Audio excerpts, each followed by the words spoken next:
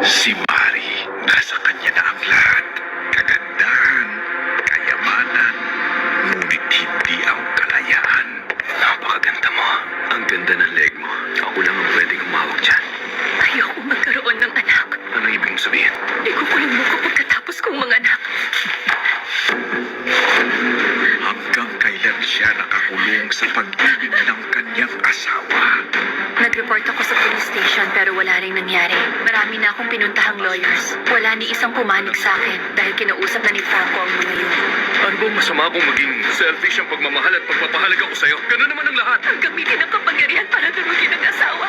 Kapag hindi na tama ang pagmamahal, talagang nakakasakal. Tandaan mo to, ang mama mo na pinakamamahal mo ay nasa akin. Franco, narangawa mo na, hayaan mo na ako makahinga.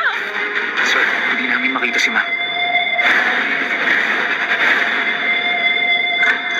Magpadala ng mga tao sa location sinad ko. Bilis! Tayo na! Mari yun. Paalam. Ayun! Hindi pwedeng patay na siya. Hindi ka pwedeng mamatay. Hindi! Mari! Mari!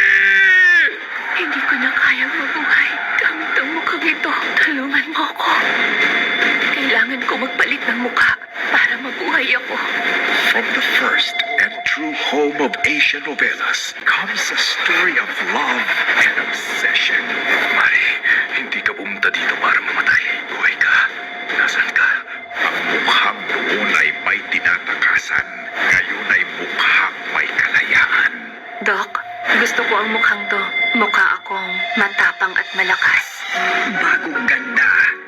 Bagong pag-asa.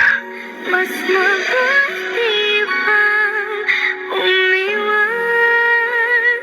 Gusto ko komportable ka habang nagpaplano ng future mo. Pero gusto kong buksan ang puso ko sa lalaking ito. Patayin yung wife mo. Paano nangyari to? Napakarami pang mga bagay na gusto kong gawin kasama ka. Kaya binigay ko ang mukha mo sa kanya.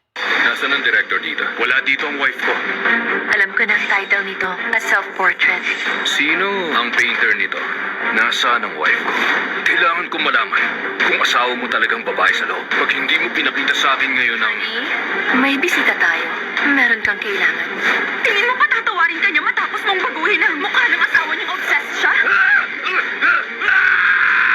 Hindi ka makakalayo sa impyerno. Ipakita mo sa kanila ang kapangyarihan mo. Kung puso ang kalaban mo, napakapamilyar ng mga mata niya. Sabihin mo kung anong itinatago mo sa akin. Ang ganda ng leg mo. Dahil hindi mo maloloko ang puso maliw sa'yo. Ano bang pagpapahirap mo at nasa naman mahanap kita? Mari, lumabas ka na. Nasaan siya? Nasaan ang wife ko? Sumagot ka! Sino ka? Hindi mo malalaman kung sino talaga ako. Love in sadness. Malapit.